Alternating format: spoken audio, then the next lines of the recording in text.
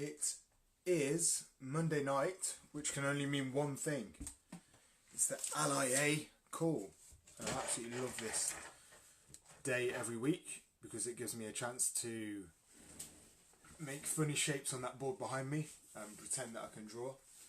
But honestly, I do really enjoy coming on the Lean Indian Academy calls each week and hopefully enlightening people with some very relevant information about setting up their diets, about getting rid of myths that occur over and over again within people's journeys. Because the thing is, with people looking to lose body fat, unfortunately, there's a lot of people out there that stand to make a lot of money trying to get people to buy into their warped views on how fat loss should be achieved.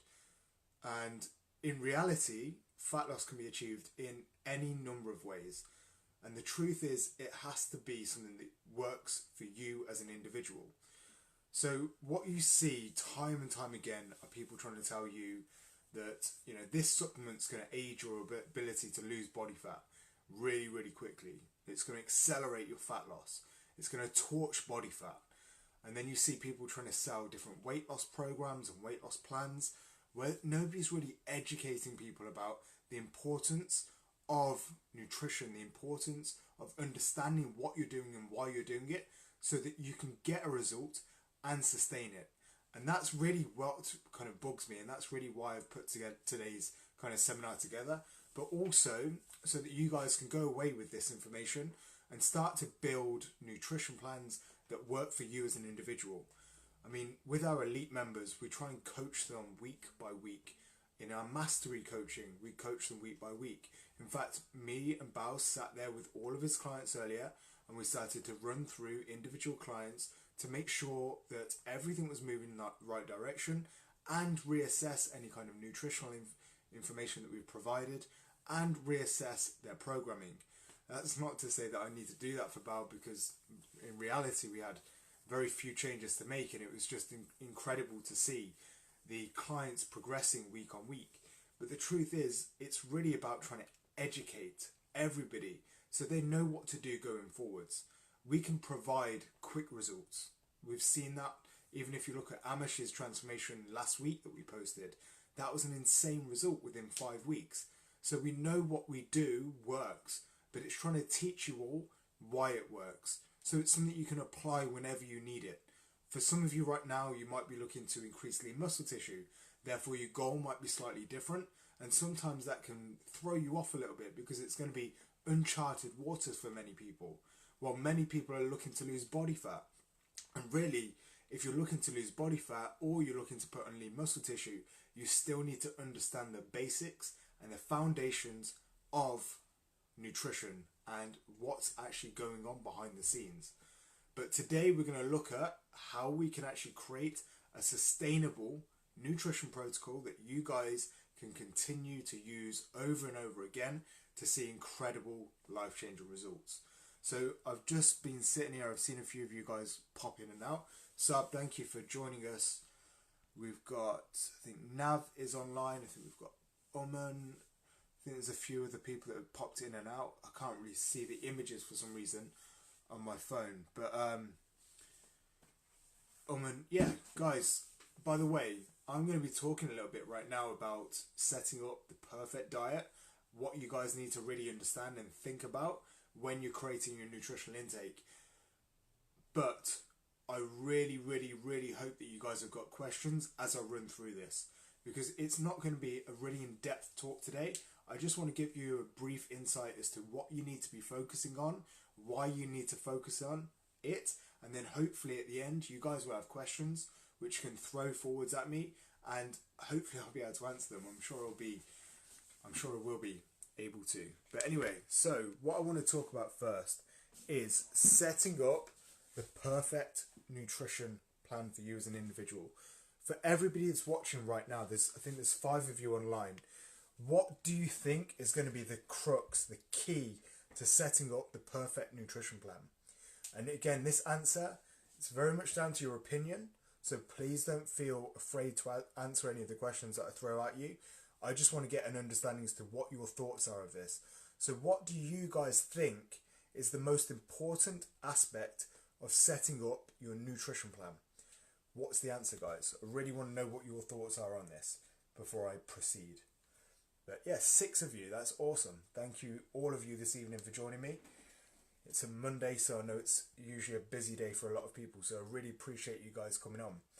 So the question was, what do you guys think right now is the most important thing to consider when it comes to setting up your nutrition plan? I know that some of the existing members that have been on in the LIA for a while may have heard us discuss this topic before, and if you guys have got the answer, please feel free to just comment below, and I'm sure you'll be okay. I'm sure you'll be right. Omen. Okay, here we go. So we've got 2 omens answering. So something you can adhere to. Sounds like an elite client to me. Understanding and confirming your end goal. Very true. Planning meals ahead, so I know I'm hitting the macro calculations. Yes, cool. Calories. Current fitness journey. Okay, so this is really, really cool. And to be honest, I think, let's say you guys already know your goal. So let's just say it, let's give some context to the question now. So imagine you guys know what your goal is. You've already decided, this is what I'm going to achieve this week. This is my goal long term. Let's say for the next 3 to 6 months, this is what I want to achieve. So you know your goal, you know where you want to be, and now you're sitting there with pen to paper thinking, well, how do I get my current self to that place? So the first thing, and in fact there was a couple of really good answers there. I think Perdit mentioned calories. So the most important thing for any diet that you set up yourself has to be calories. But throughout this, throughout this journey, throughout what we're going to talk about today, we're going to layer upon this so that we all understand what comes next and why adherence is such a key factor to this. I think Oman was the first to respond, something you can adhere to. Imagine setting a diet up for yourself where you're sitting there, you're writing down all your calories. So as I think it was Manj mentioned, that he sits there, let me have a look. Yeah, Manj sits there with obviously MyFitnessPal or something to calculate the meals to make sure they are in line with what they should be eating each week. So that's really, really cool. But imagine if you're sitting there, you're planning out your meals, but you're just putting in food that you don't like. So every single meal, chicken breast and rice and broccoli. The next meal is salmon and spinach. You're sitting there putting all these meals together that you know that you're not going to enjoy. Why would you do that to yourself? Because this is really important. Because if you're doing that, and you know you're doing that, and you know you're putting foods in place that you don't enjoy, or you won't enjoy, or that you can maybe last for maybe 3 days, and that's it, why would you do that to yourself? Because long term, how likely is it that you're going to be able to adhere to that? So yes, you may be able to get an amazing result within the first 3 to 4 weeks, but what happens after that? When you don't fancy having some bland salmon or bland chicken breast anymore, what happens next? So Nav, absolutely correct. That puking face is pretty much what I would consider anytime somebody told me that I had to have a kind of meal plan like that. Sorry if this camera is shaking all over the place. I'm having to hold it because unfortunately I can't use my standing webcam. It's just really, really annoying because it doesn't connect to the Wi-Fi. I'm a firm believer in flexible dieting, so I'll only eat food I enjoy. Perfect. So guys, just think about this now. So I'm going to run through some of the factors that you need to be aware of when it comes to setting up your nutrition plan. And just consider this, it's really, really important. Let's have a look. There's more questions. There's more comments coming through, but you'll find it easy to break away and cheat. Flexible the diet. Yeah, guys, at the end of the day, this is the most important thing when it comes to creating your nutrition plan. So I'm just going to put it all out there so you guys can see it. This is the crux of losing body fat or gaining lean muscle tissue. It's creating the perfect diet for you as an individual. I love my food, so I would never hold myself back from the foods that I enjoy. I'm just going to make sure that I find a way to make sure that I can consume them within my daily or my weekly intake. So let's have a look first of all. Your calories are going to drive whatever goal you've got. So say if you're looking to lose body fat, you need to find a solution to get into a calorie deficit. And we can find that calorie deficit once we've worked out our BMR, the thermic effect of food, our non-exercise activity, our exercise activity, and that brings us to our total daily energy expenditure, which we can then use this information to create the perfect calories and macros for us. So if you think about the calorie calculator that we put together for you, which you can download in the elements section. So if you go onto the Facebook group, you go to units, scroll down to the calorie calculator, and you can actually find the calories that you need on a daily basis to achieve whatever your goal is, whether it's gaining lean muscle tissue, maintaining where you're currently at, because we don't always need to be in a goal of having to lose body fat. I am currently in a maintenance phase, and I like being in a maintenance phase because it means that I can eat lots of food. I'm not too concerned about getting shredded or ripped. I'm not too concerned really right now with my current state of play when it comes to training, because I'm not doing a lot of kind of structural balance work at the moment. I'm not really that focused on trying to gain loads of lean muscle tissue, which comes as a bit of a shock to a lot of people. But right now where I'm at, I'm looking to improve the way my body moves, the way my body actually handles load, and therefore I don't need lots and lots of food to put myself into a calorie surplus and then therefore gain lean muscle tissue. So again, your goal doesn't always have to be gain muscle tissue or lose body fat. You could be in a state of maintenance. So then, once you've worked out the perfect calories for you as an individual, then you can move on to some other basics. So other basics might be, well, how much protein are you consuming on a day-to-day basis? Are you consuming too much? Are you consuming too little? It's worth understanding. We're going to say to you that we're trying to aim for a minimum of about 1.6 grams per kilogram. So again, once we've created your nutrition videos, so every single one of you that have come into the LIA would have had at one point a video done for you to say, well, this is where we recommend you start your journey. And that is going to give you an insight into calories, macros, what you need to think about consuming on a day-to-day basis, what sort of activity levels you should be kind of working towards early on, and also considering things like, have you got digestive issues? Have you got stress-related problems? Are you struggling on a day-to-day basis to, get through your normal kind of days? Are your muscles fatiguing very, very quickly? Are you struggling to concentrate? Are you struggling with kind of work? Anything like that kind of puts into our mind that maybe you're not handling your food very, very well. So then we've created that perfect kind of calorie and macro split for you so that you know what to do going forwards. And we've told you in those videos what sort of exercises you should also pair those calories with. So then, once you've got a baseline of say like 1.6 grams per kilogram of protein, so just work out your weight in kilos and make sure that you're having at least 1.6 grams worth per day of protein. So the next thing here, and this is where a lot of people say to me, oh, it must be, eating frequently. So making sure that you're having this protein every 3 hours or every 4 hours or whatever the anabolic window might be. But in actual fact, the next factor that you need to be really, really considerate of is basically what's your preference. So as long as you're in a calorie deficit, you're going to be able to lose body fat. We know that you're getting enough protein to sustain your lean muscle tissue. We know you're getting enough protein to sustain your muscle mass with the amount of training that you're doing, if you're having at least a minimum of 1.6 grams per kilogram. So then we're looking at, well, what is your actual preference right now? Do you prefer having lots of carbohydrates? Do you prefer having lots of dietary fats?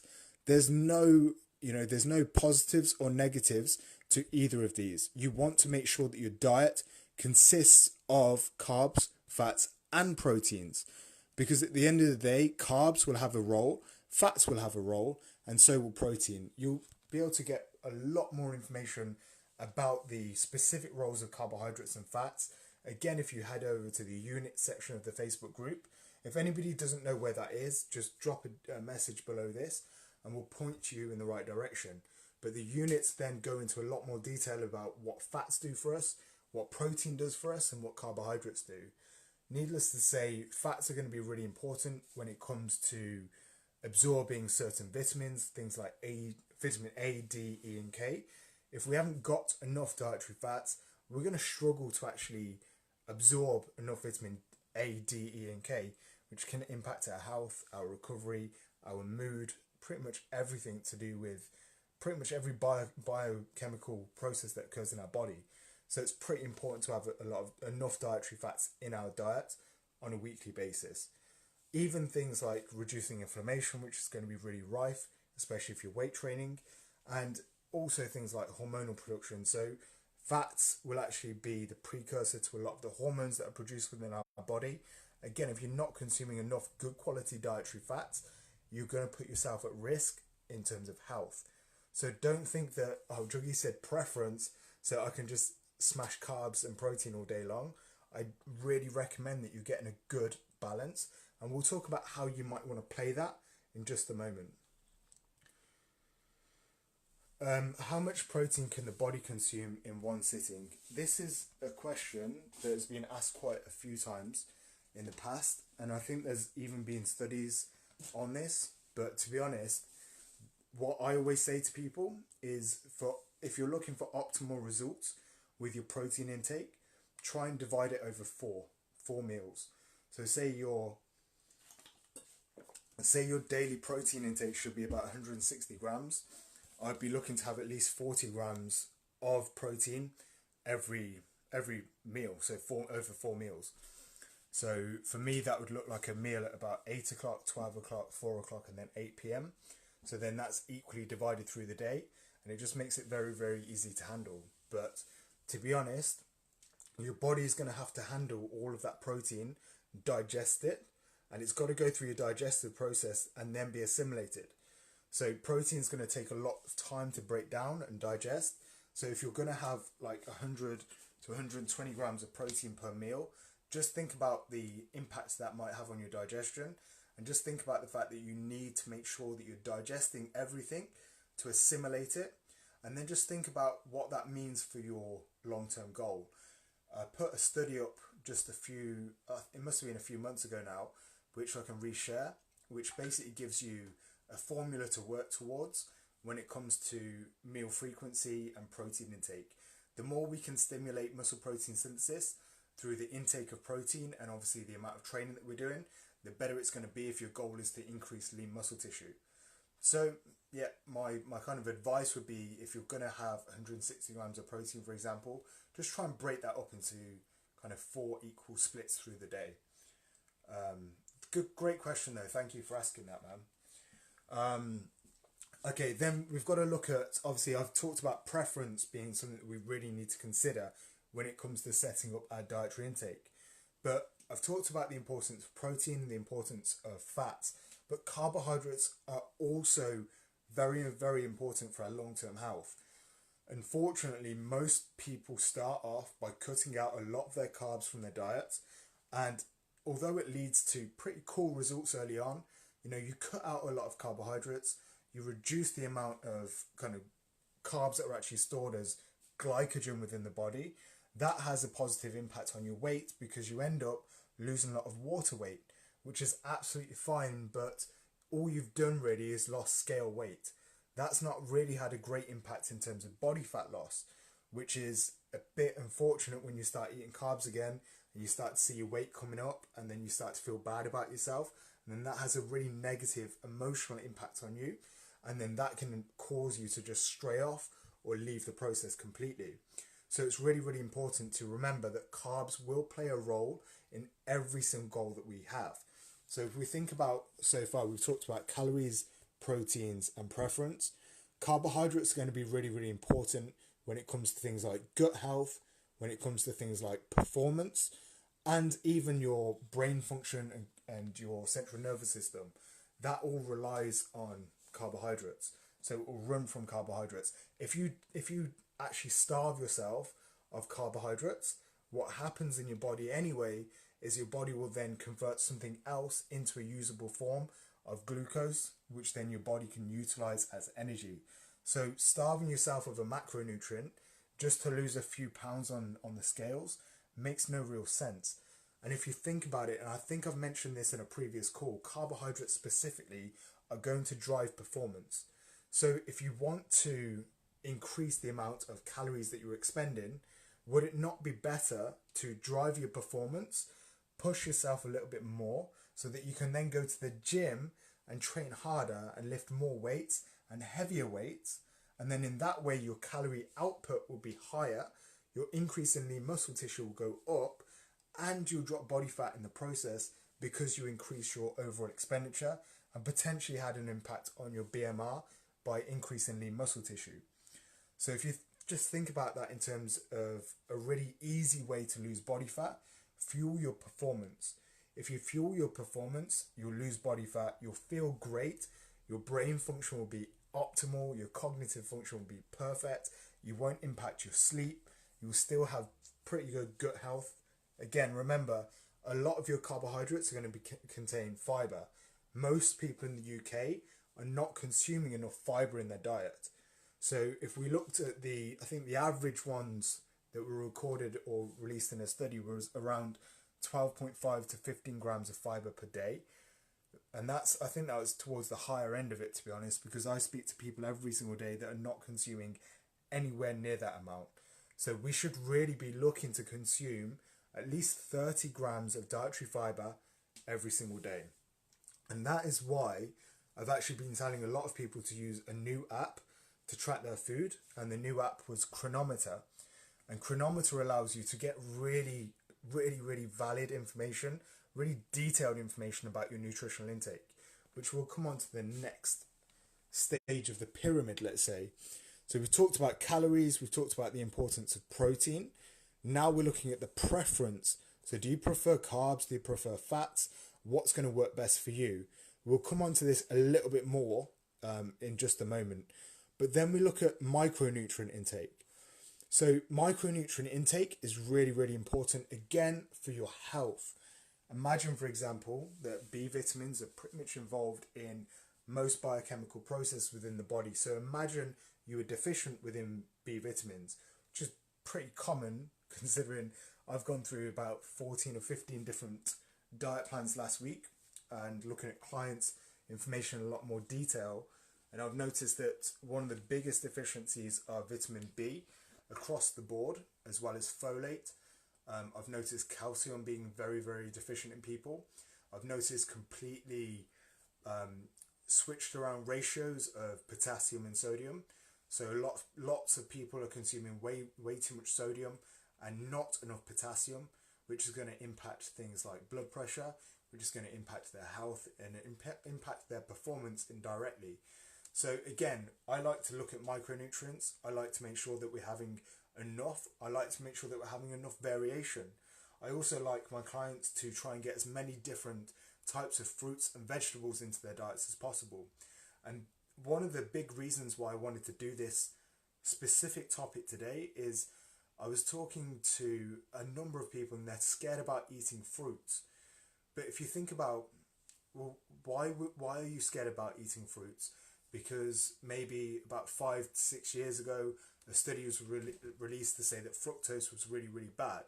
But then we looked into that study about fructose, and fruits are high in fructose, or some fruits are high in fructose.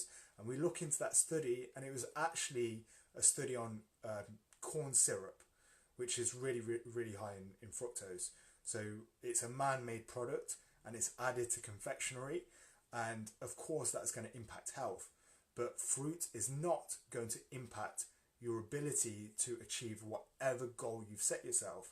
As long as you've already done this, you've already set yourself the right calories for your goal, you're eating enough protein, you've got a good balance of carbs and fats, and now you're thinking about micronutrients, that's when you're starting to think, well, let's get as much variation into our diet as possible. Let's make sure we're not eating the same foods over and over again. So there's just a question come through. Best carbs for fueling performance: fruits, oats. The best carb for fueling performance are the ones that you digest well, the ones that you feel good on after. So for example, I've been training first thing in the morning again. So I've been training fasted. So what I tend to do is the night before I have a big bowl of oats. To be honest, even on rest days, I'll have a big bowl of oats because it really, really has a great impact on my sleep quality. But I have a big bowl of oats, some liquid egg whites in there, maybe chuck some fruit in there, which is pretty crazy before I go to bed. But honestly, as long as you've got your calories in the right place, you can eat whatever you want. We looked at, I think Sean posted earlier that he managed to fit in 3 hobnobs and he still managed to progress in terms of his body shape, in terms of his body weight. And I think Saab replied to him saying something about, you know, celebrations and different types of chocolates and stuff like that. The thing is, when you're really, really restricting yourself over and over again for a long period of time, all you can think about are these foods that you can't have.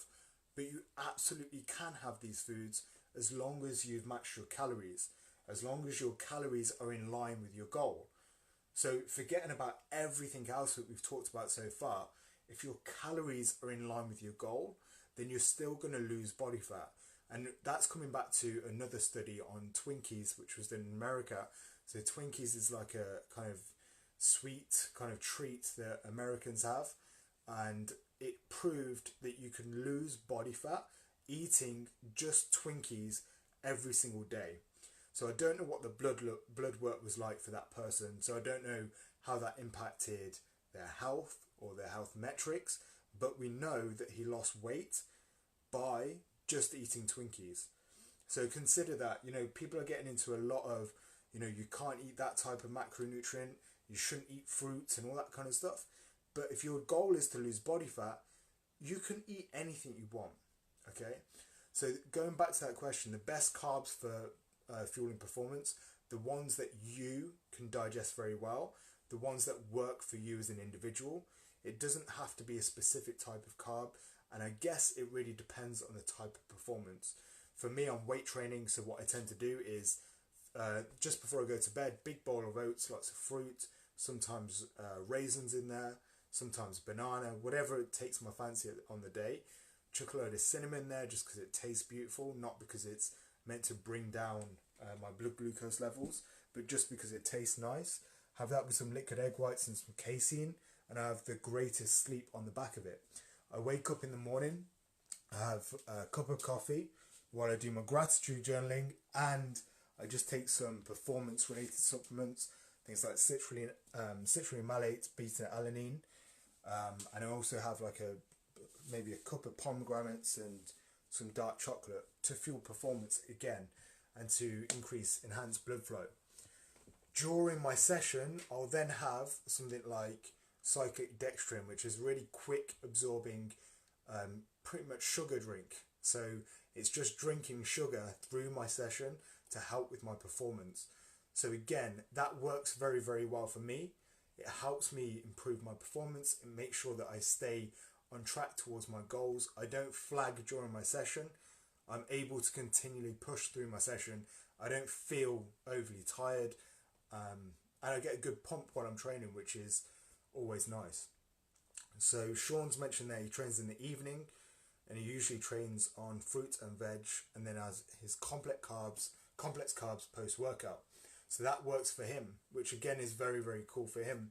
Thinking about the overall goal of his training right now, it's for fat loss. So he's going in, he's making sure his calories are in a good place, his protein's in a good place. He's looked at the preference that he wants with his macronutrient split, and he's worked out that that's what he wants to eat before he goes to train.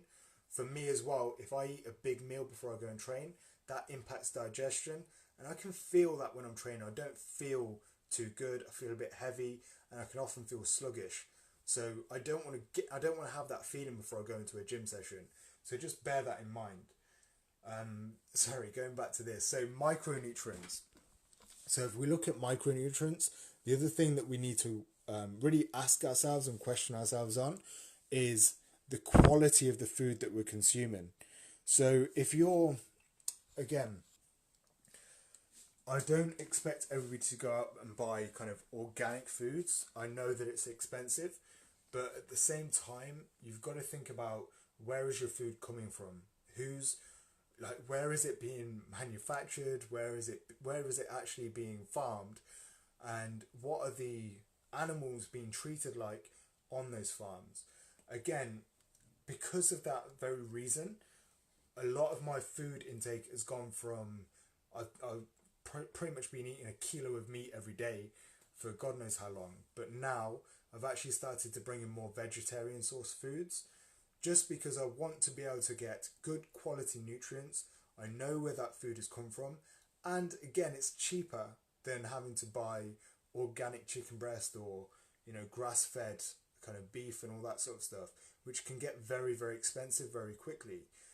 But we know that the quality of the nutrients in the grass-fed foods, in the organic foods, is going to be far superior than the stuff that we can pick up in the supermarkets, which tends to be overly farmed. So it's something that you might want to pay attention to, maybe for your long-term goal, but it's not something that certainly takes precedence. So it wasn't at the bottom of the pyramid, so it wasn't the most important foundation, but it might be something that you look into or you pay attention to a little bit later on. So a few of the other things that I really want to draw your attention to now are things like meal frequency, because this is a really common question too, guys. Oh, it's done that thing again. Sorry, I was trying to scroll to see if I've missed any questions, and it zoomed in on my face, which I hate. So the other things that we want to think about when it comes to creating that perfect diet, meal frequency. Meal frequency is going to be something that you want to consider if you've got a very specific goal, like I want to increase my lean muscle tissue as quickly as possible, in which case, like I mentioned earlier, you probably want to split your protein intake up over the course of maybe 4 meals per day, and just splitting your protein intake up kind of equally. Thank you, Uman. Uman's just sitting there laughing at me because it zoomed in on my face.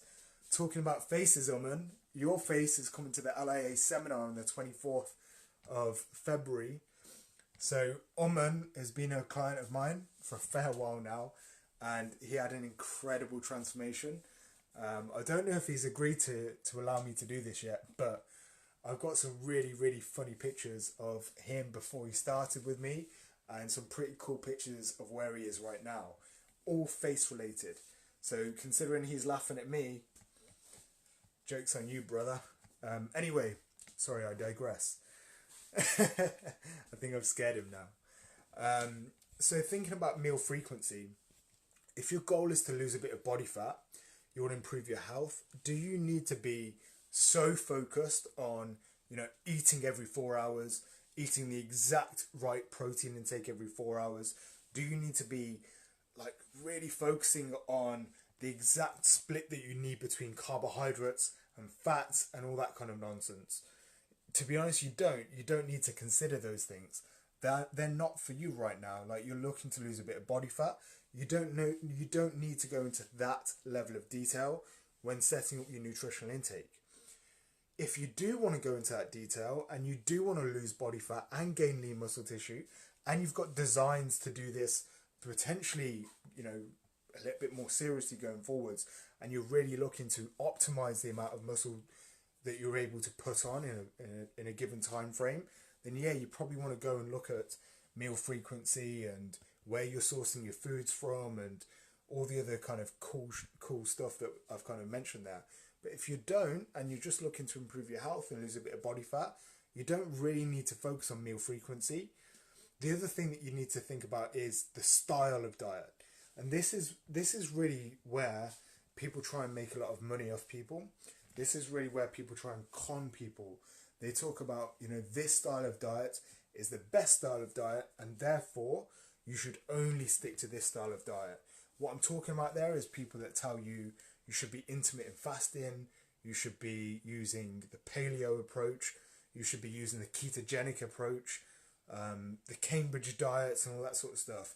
It's funny enough, but pretty much every time you start a diet like that, they tend to be trying to sell you or upsell you a supplement too. So for ketogenic diets, for example, they try and sell you ketones. For intermittent fasting diets, they try and sell you appetite suppressants so you don't feel hungry when you're meant to be fasting. For Cambridge diets, they try and sell you Cambridge products. And again, with paleo diets, it's just a style of dieting that you don't really need to focus on. But then there's paleo restaurants, there's paleo specific food brands and all that kind of stuff. So you've got to really, think about this logically. When people come to you and say, this is the best style of diet and this is going to get you really, really lean quick, this is going to help you torch body fat in like the space of a month, a lot of that is also the precursor to an upsell where somebody tries to sell you into a product or sell you into something completely different. So just be really, really mindful of people that tell you that a specific style of dieting is the best style of dieting. Okay, guys, I'm going to talk about something else now related to setting up the perfect diet. But before I go into that, is it any questions from you guys? I think there's 7 of you online. Any questions that you guys may have right now that I might be able to answer or support you with? If not, that's cool, because I can just move on to the next kind of stage of this, where we're still talking about the perfect diet, but we're just going to look at it from a slightly different angle. Or leucine for ketogenic diets. It's an essential amino, but they positively reinforce it as a carb absorber. So again, leucine is not a carb absorber. The funny thing is about this, guys, is when I'm breaking down everybody's diets, so when I'm actually looking into their nutritional intake every single week, and I'm looking at it on a micronutrient and a macronutrient perspective, guess which ones are always full? Guess which ones people always ace and get 100% on without taking any supplements? And Oman's just mentioned leucine there. But everybody seems to be perfectly okay with achieving their protein goals. Nobody's deficient in amino acids. But what's the biggest supplement out there for supposedly for enhancing lean muscle growth? I'll answer that question. Everybody's buying essential aminos, or everybody's buying amino acids or branch chain amino acids. Why is that? Because somebody somewhere along the line heard that leucine was good for you. A lot of these studies that are around amino acid intake were actually done on people with cancer or people with degenerative diseases. So lots of times we're looking at things that have been studied on people that aren't normal population when it comes to things like glutamine and branched chain amino acids. So you've really got to take that information with a pinch of salt and just think again, what can you do nutritionally speaking within your diet? What's within your power without having to go and shell out a lot of money on supplements that you probably don't need? How long before a workout should you have carbs to optimize performance? So again, Gaurav, I'm guessing you're asking that question because you're looking to be elite with your training. Again, think about this. Digestion is impacted as soon as you start doing anything like a sympathetic activity. So the question becomes, how long does it take for you to eat your food, get to the gym? When do you want to set your meals up? How well do you digest your meals? Because at the end of the day, if you haven't digested your food effectively and efficiently, and then you're going to the gym and you're going to train, that food's still going to be in a state of indigestion. So that food is potentially going to repeat on you, and that food may not even impact your performance at all if you haven't given it enough time to digest and assimilate. So when it comes to carbs to optimize performance, again, it needs to be very much performance specific. So what type of performance are you doing? Are you really looking to optimize your performance to the point that you're trying to reach an elite level? Or are you trying to improve your lean muscle tissue and drop some body fat so you can go and perform well when in any kind of activity or sports that you do? So try and think about this. tick all the other boxes off first before you start to think about optimizing performance with nutrient timing. So what I mean by that is make sure your sleep is on point. Make sure you're getting 8 hours of sleep every single night, maximizing your deep sleep and your REM sleep. Make sure that you're actually eating the right calories that you need to consume on a daily basis. If you're really, really interested in improving performance, make sure you're not drinking any alcohol. Make sure that you're not drinking caffeine after midday. Make sure that your lifestyle habits are really, really on point towards your goal. So make sure, again, you're hitting a minimum of 8,100 steps every single day without fail. You're having regular movement breaks. You're getting regular massages. Like, these are the things that I'd really be considering. Make sure that you're tracking your HRV. Make sure you're tracking your blood pressure. So when we're looking at optimizing performance, don't put it down to macronutrient timing. Look at all the other stuff that you can do around it. Once you've nailed everything else around your lifestyle, then we start to look at, okay, what's the best time to eat this meal for you to get X result? The other thing is, digestion for most people needs to be reviewed and looked at. So somebody posted earlier a pretty funny video about, farting on a high protein diet, and I straight away I said, if that's the case, eating a high protein diet is not an excuse to have protein farts. If you've got protein farts, then that's probably because you're not optimizing your digestive health. And if you're not optimizing your digestive health, you're not assimilating the nutrients that you're consuming, in which case you probably want to pull back a little bit from the nutrients you're consuming, fix that issue as a priority, and then start to bring in other foods, okay? Or increase protein intake again. So Gaurav, while I respect that question, I personally feel there's a lot more to consider before saying, well, this is the time that you need to eat this to consume, to optimize performance. Focus on the bigger picture first. Make sure you've got all those boxes ticked off, and then start to go into those minute details around nutrient timing.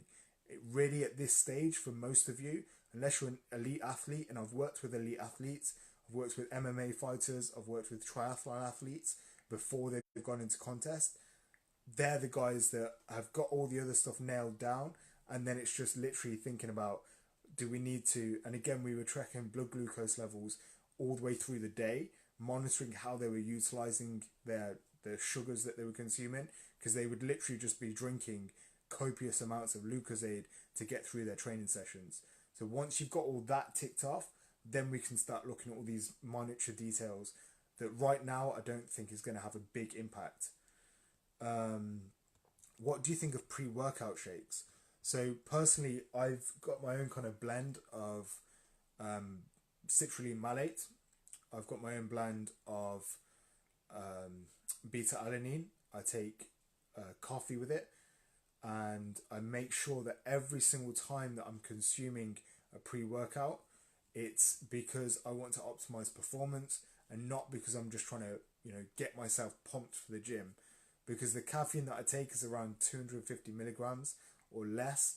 I've also started to take things that are going to improve my cognitive performance, things like taurine, which also has a positive impact on your cognition going into training. So I don't take pre-workout supplements so that I can feel jacked and hyped and give myself some motivation to get to the gym, because that motivation is always intrinsic. Amit, I hope you're doing well, bro.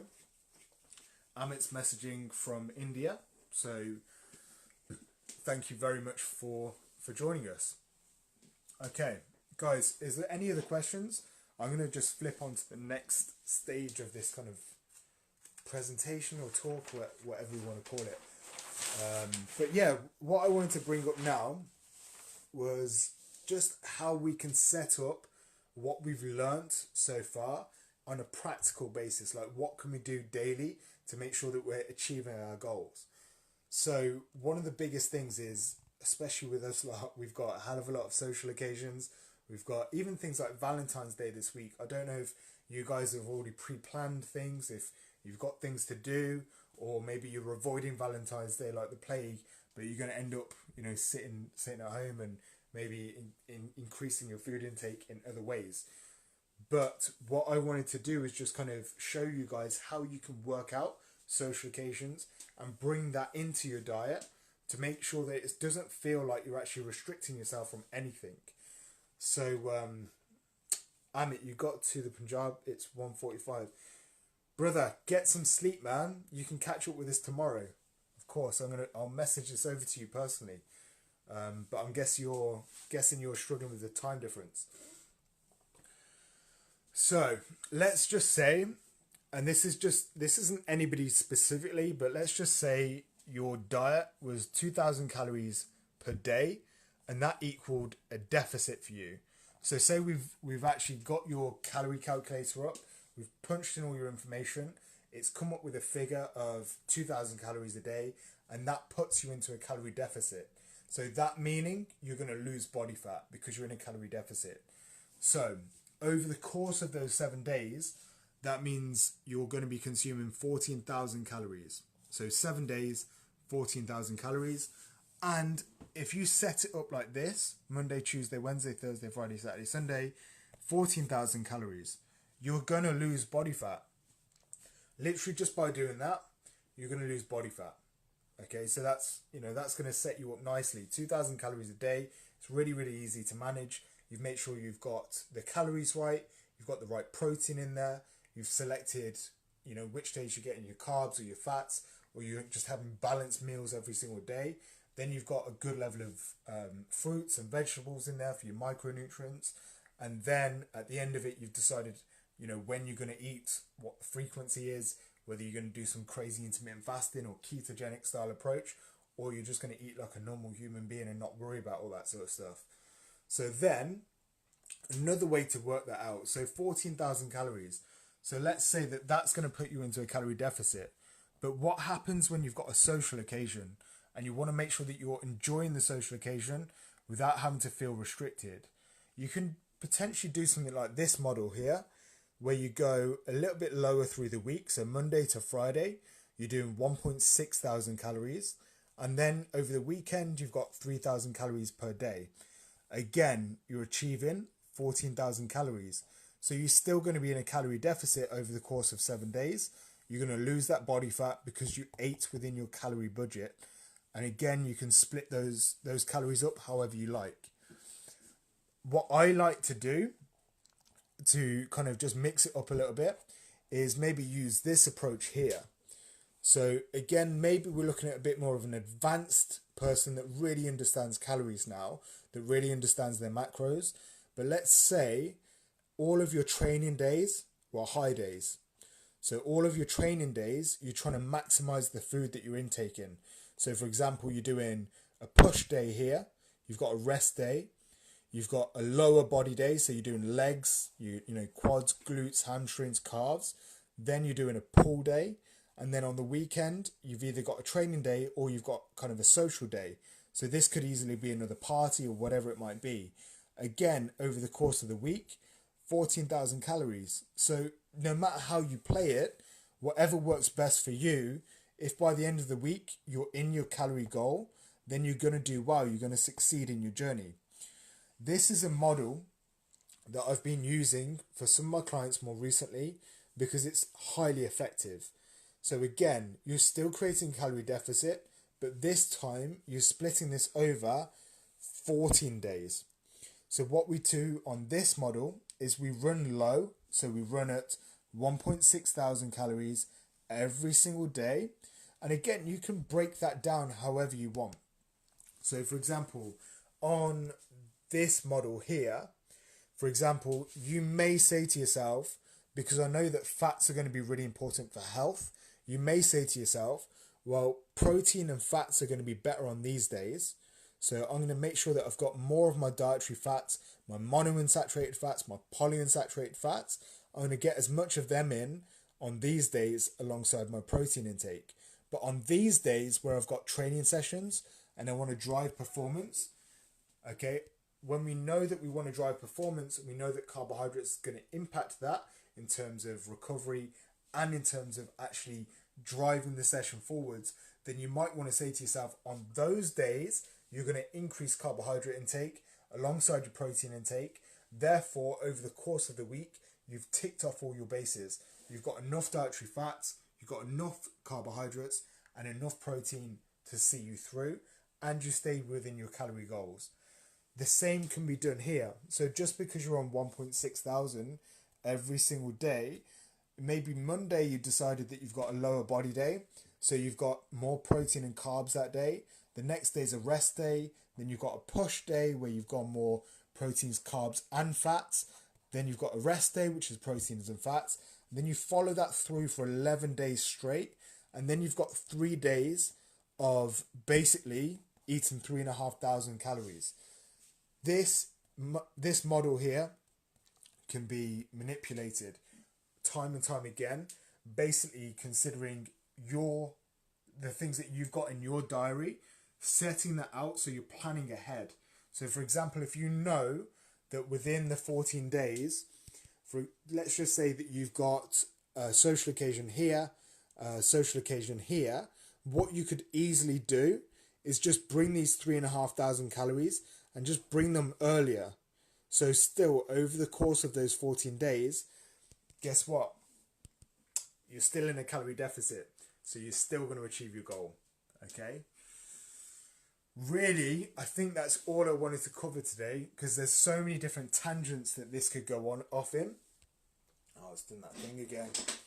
There's so many different tangents that I could take this in when it comes to, again, we talked a little bit about performance, and the other kind of things that we need to think about when setting up a diet. But I think even dietary fats is a whole interesting topic that could literally have its own kind of seminar or its own kind of presentation. But I wanted to just give you these basics today so that you can start to think about how you're going to set up your diet for success, how you're going to actually look at the information that you've got in front of you that's being presented to you, how you can actually be critical of the information that comes to you. So for example, you're sitting there tomorrow and you're scrolling through social media and you see somebody said intermittent fasting is the best way to blah blah blah blah blah, and you know they'd start talking about how it improves digestion, how it improves inflammation, how it improves, you know, your type 2 diabetes and all that sort of stuff. So does being in a calorie deficit, so does losing body fat. If you lose body fat, that will reduce inflammation. If you lose body fat, that will also impact your type 2 diabetes risk and how you manage carbohydrates. So don't look at everything that you see on social media and take it as gospel truth. Question everything, okay? But again, that's another tangent that I could go off in. I don't really want to do that. I just want to give you the basics today of what you can actually utilize and put into practice straight away. Any questions right now? 6 of you on here, 7 of you. I feel really honoured that you guys made it this evening and you were able to join in and partake in this call. If you guys have got any questions at all that I can run through or assist you on, please do let me know. Did you guys find it useful this evening? Did that information open any doors? Did it make you think about your current approach? Was it positive for you? Was it negative? Was there anything that I said that you didn't quite agree with? It'd be really nice if you guys could just drop me some feedback on this call, just so I know what I've done well and what I need to improve upon for next time. But yeah, guys, just a quick comment would be really, really appreciated. But yeah, Gaurav, thank you. Really appreciate you coming on, interacting and asking those questions. I hope my responses helped. Novi, thank you from when you tuned in. I'll save this and I'll share it tomorrow. Suggestions for getting extra fibre in with each meal. Eat more veggies. Genuinely, this is how I would set up a plate. So when I'm sitting there with a plate of food in front of me, the biggest thing that I'm going to do, the first thing I'm going to put on that plate is I'm going to fill the whole base of it with loads and loads of veggies and loads of leafy greens, and I'm going to make sure that I'm getting enough carbohydrates in my diet, because again, look at your carbohydrate intake. If you're running yourself too low on carbs, that's going to negatively impact your fiber intake. So think about rice, think about oats. It's going to have a lot of fiber in there, so it's going to be important to consume on a daily basis, especially if you're training hard. So don't limit those carbs if you want to improve your fiber intake. The banking of macros is something I was going to ask. Okay, Novi, I'm glad that you jumped in then when you did, so you saw that information. But genuinely, just look at your 7 days. Go and download the calorie calculator again and start playing around with it. Because on that calorie calculator, you can put in which days are your training days, which days are your rest days, and which days are going to be your social days. And it actually breaks everything down for you, so you know how many calories to consume on each day. So go and have a look at that if you're, if you want to continually play with that on a week-to-week basis and plan ahead. The biggest thing for me, guys, is you guys know that you've got obstacles. And this is the thing, you know what your obstacles are, but you're only going to achieve success is when you accept the obstacles and then you look for a solution. If you don't accept the obstacles and you feel like a victim to all your obstacles, you're not going to see success because you've got that victim's mentality. But if you start to look at things and say, well, this is going to be a problem for me, this is going to potentially impact me from seeing success with this, what do I need to do to get around it? I'll give you a really prime example. The Lean Indian Academy right now, the members area, this is a Facebook group. The Facebook group that we've put together is really, really high end, and there's so many different facets to it that it's now become a little bit confusing to people. So now I see that as an obstacle. Now I can either sit here and say, oh, it's everybody else's fault because they don't understand it, or I can go and be proactive.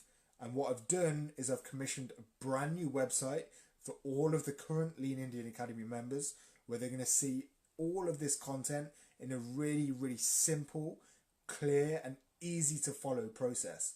So it's going to tell you how you can track your calories each week. You're going to check in, whether it's a weekly basis, a monthly basis, and we're going to see all of that information, and we're going to be able to provide you with more detailed assistance. So I could have either sat here and said, all these people, they don't know how to use the group, and felt like a victim when people were leaving, or I took that as well, this is something I believe in, I'm going to go and find a solution. The same with your body weight goals, the same with your body fat goals, the same with your training, everything that goes into seeing success. It requires you to get in front of your obstacles, literally accept them and take responsibility for them. Even if they're not your fault, take responsibility for everything. Your car broke down so you couldn't go to the gym. Take responsibility for it. It feels a lot better taking responsibility for things than feeling like a victim. Just a little bit of advice that I'd like to impart. All good. Manjinder, thank you. Thank you for joining in. Appreciate your input as always. Novi, there's so much I want to say to that. Novi. You train so you can eat more. It hurts me to read that because I don't really want to get into this, but I'm just gonna literally leave it as this. We've got to train for the love of improving performance. From my perspective, when we start training because we're thinking about the guilt of eating more, then that's a mindset thing that we need to move on. We really need to move on from. Okay? We train to improve performance. We go out there and we eat to nourish ourselves. So if we can start thinking about our food as nourishment, and we don't have these emotional attachments to, oh, this is good and this is bad, we train to improve our performance. We start to train to improve our health. We look at our health metrics and we look at that and we break it down and we decide what we need to do at specific stages.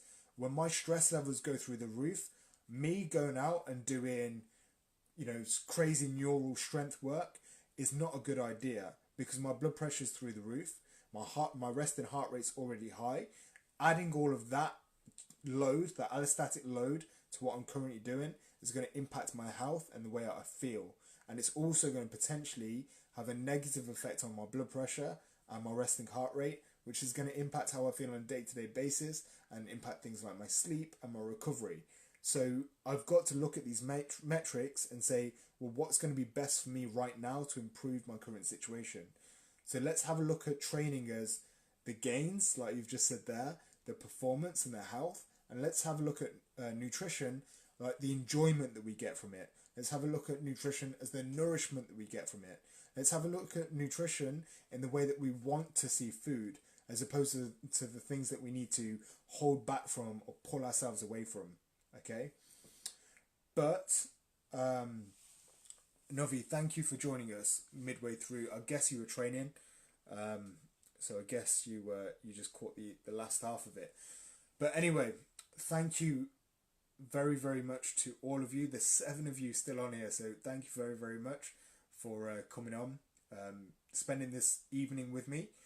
I'm going to go in. I hope little man is still awake so I can go and mess around with him before I put him to sleep. If not, well, there's always tomorrow. But anyway, guys, thank you so much for joining me. If there's any follow-up questions that you've got, you know where I am. Post on the discussion board, and myself and the team are always happy to help. Okay? So thank you, take care, and have a great evening.